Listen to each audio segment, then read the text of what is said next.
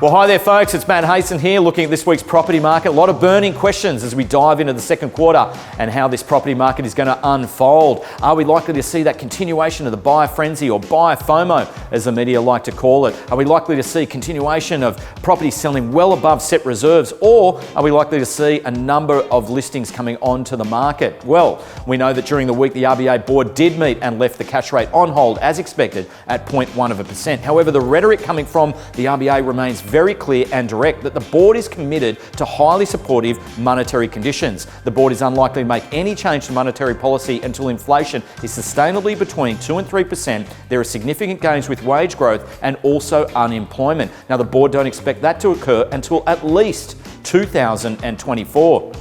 Also sitting on the sidelines is APRA, the regulator, who are not seeing any signs of irresponsible lending at this stage, so there is no need for them to step in with any intervention. So buyers and sellers, the green light is certainly still on that you can move through the market with a great deal of confidence in this second quarter that there isn't going to be any change to lending conditions. Also, to close out the month of March, CoreLogic data which suggests property prices increased in Sydney by 3.7% for the month. However, if you've been trading and operating through our local market, that would certainly feel like it's closer to 10% growth for the month. Now, interestingly, we're also seeing investors surging back into the market. Interestingly, with the latest data, at the end of February, new loan commitments for investors was actually higher than owner-occupiers. But overall, new loan commitments for the end of February were sitting at $200 billion, which was a record amount. So as we dive into the second quarter, it would suggest to us that demand is going to continue to outstrip supply. Quality assets are likely to still see that frenzy occurring in the market and will sell very quickly. But we're also likely to see growing demand for the apartment market as investors and buyers eye off where the best value is in this property sector.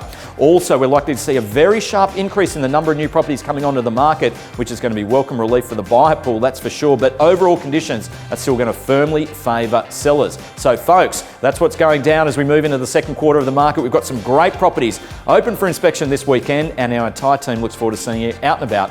Thanks so much for watching. I'll catch you all next week.